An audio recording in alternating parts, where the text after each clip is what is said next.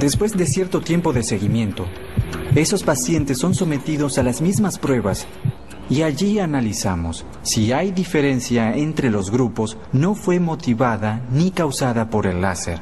Entonces fue motivada, y es lo que inferimos, por el uso de células madre.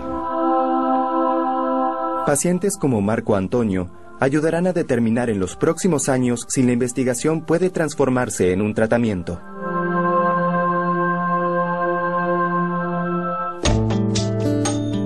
Tres años atrás, Leonid Tripak fue uno de los primeros pacientes que participó en una fase anterior a esta investigación. Me hice 3 puentes de safena, uno mamario. Eso fue en 1996.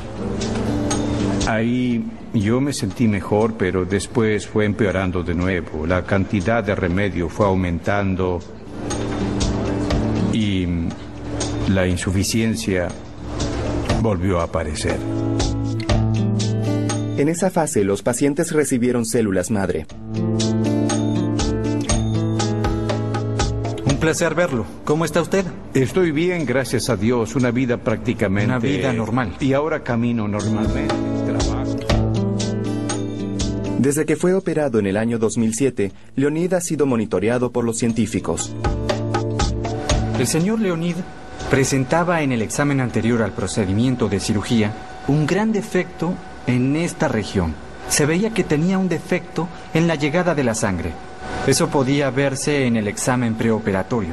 Lo que se ve ahora es que hay una normalización. Es decir, la sangre llega de forma equitativa a un área que antes no llegaba. Son resultados iniciales que ya muestran un camino prometedor. Entonces, en aquellos pacientes que sabíamos habían recibido células, hubo una mejora del índice isquémico luego del procedimiento, hasta en la región donde recibieron las células. Entonces esto es congruente con la idea de que las células hicieron efecto. La nueva fase de la investigación será esencial para confirmar esos resultados con la célula madre. Yo digo, y mi orgullo no lo oculto, que Brasil ocupa una posición destacada con respecto a la investigación con células madre en esa estrategia en especial. Entonces puede ser que esa célula no sea revolucionaria, pero si ella se muestra útil en situaciones como esta que estamos examinando, puede expandirse en número la posibilidad de utilización de esa célula. Con cada paso, los científicos están más cerca de cambiar la medicina moderna. Y para quien depende de ese avance, cada minuto es muy valioso.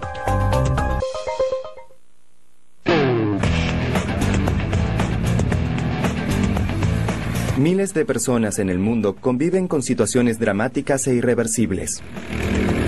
En muchos casos, las células madre son la última esperanza. A los 28 años, el piloto de helicóptero Thales Nóbrega sufrió un terrible accidente. Yo tuve una fractura en la columna cervical a la altura torácica del hueso que me dejó en silla de ruedas parapléjico. Luego de que sufrí el accidente, vi por la televisión un documental sobre China, sobre un tratamiento nuevo con células madre embrionarias. Parecía ser la cura con la que Thales soñaba. Con poca reglamentación sobre la investigación científica, hoy China es uno de los pocos lugares en el mundo donde se aplican células madre embrionarias en seres humanos.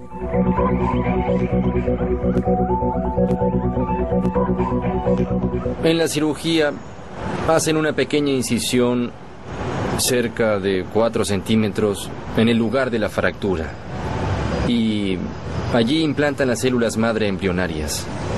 Más que eso es imposible saber, porque es un país cerrado, es una cultura cerrada y el hospital también es bastante cerrado. Luego de la cirugía, Thales comenzó a tener nuevos movimientos en las piernas. Yo no puedo garantizar, y creo que ni siquiera ellos, que esa mejora fue por las células madre.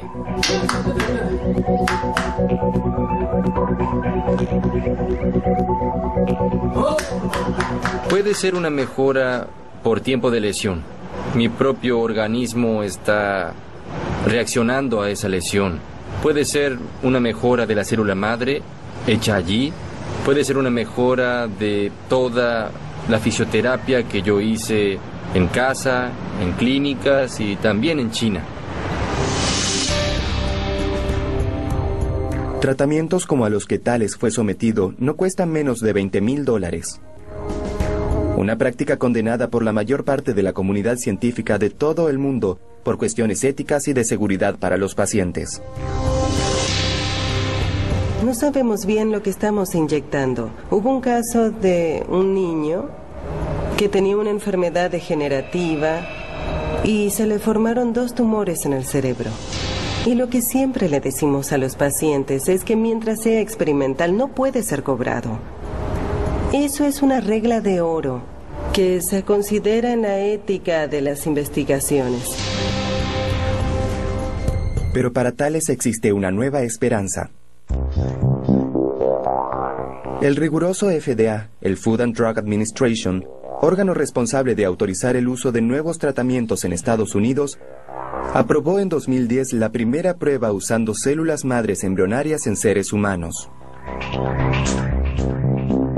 El objetivo del tratamiento experimental es regenerar lesiones como la de Thales. El paso inédito lo dieron investigadores de una empresa norteamericana de biotecnología que logró tratar lesiones cervicales con cobayos. Todos esos experimentos con modelos animales son extremadamente impresionantes. Tomas una gran gama de enfermedades y de modelos de animales que desarrollan enfermedades similares a las humanas y observas un efecto terapéutico muy grande de las células madre embrionarias. Entonces, a partir de lo que se observó en los modelos animales, existen todo tipo de expectativas para la aplicación de esas células también en la medicina regenerativa.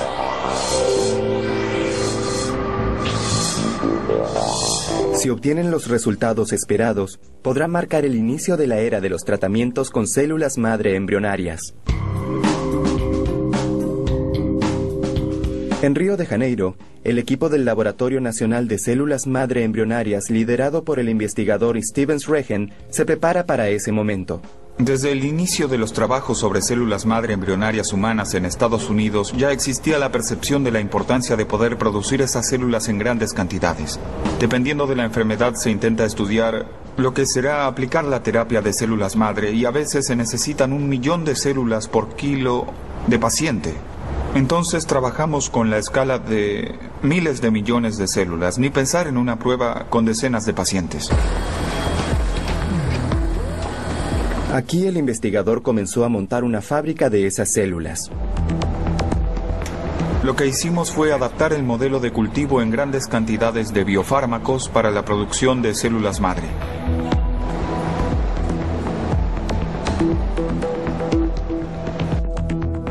Las células fluctúan en medio de cultivos en movimiento en microesferas.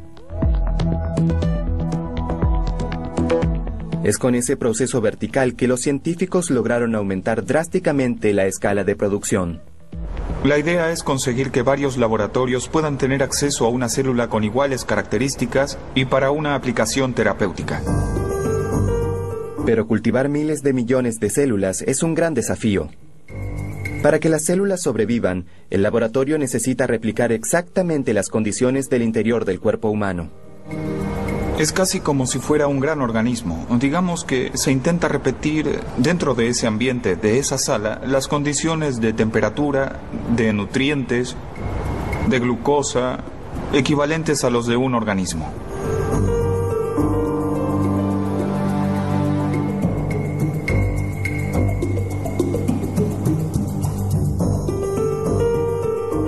Además de todo el trabajo para mantener las células vivas, los científicos deben probar el ADN para evitar mutaciones.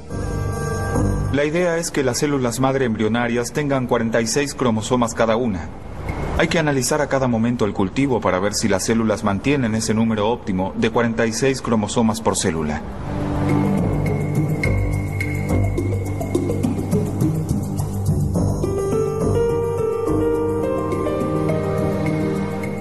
El proyecto de Stevens es preparar a Brasil para una nueva era.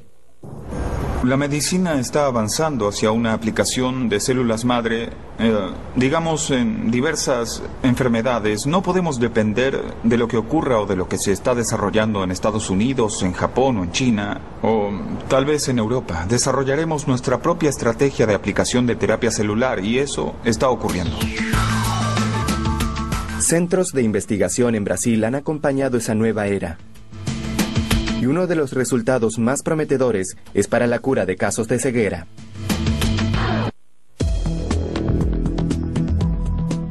Regenerar músculos o revertir una lesión incapacitante aún es una realidad distante. En la ciencia de los ojos, pruebas con células madre ya lograron revertir casos extremos de ceguera.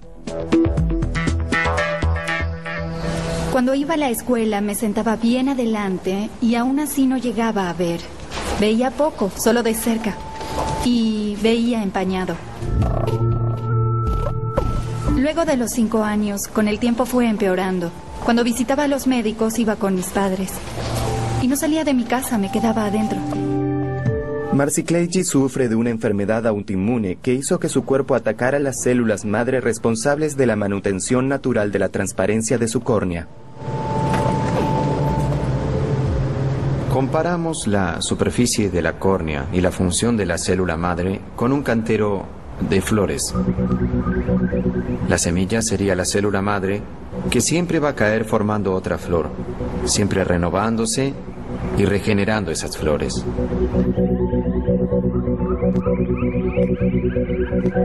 Existen enfermedades que destruyen esa área noble de la superficie del ojo y allí esas células madre mueren y no hay regeneración. Las células vecinas que no son transparentes cubren la córnea y la persona pierde la visión. Pero la ciencia alcanzó a Marcy Kleiji. Vamos, la primera columna, la primera línea. La E hacia arriba. ¿Y al lado? La E hacia el lado derecho. Segunda línea. La E hacia el lado derecho, hacia arriba, hacia el lado izquierdo. En el año 2009, los investigadores del Instituto de la Visión de la Universidad Federal de San Pablo desarrollaron una técnica pionera para recuperar la visión. Y Marcy Kleiji fue una de las primeras pacientes probadas. Esta técnica comienza con la obtención, a través de una pequeña biopsia, de células madre parecidas a las células madre de la córnea. Pero no son células de córnea. Las tomamos de aquí, del fondo del ojo. Se colocan en cultivo sobre una membrana amniótica, sobre un trozo de placenta, en condiciones de cultivo ideales para células de córnea. Y allí esas células comienzan a crecer sobre esa membrana.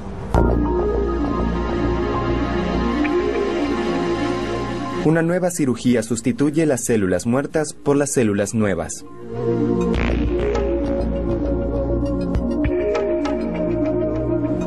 Al momento en que colocas esas células madre, parecidas a las células de la córnea, en la córnea, que tiene un ambiente sin vasos, con lubricación, esas células comienzan a funcionar como células de córnea. El resultado de Marcy Kleiji fue muy bueno.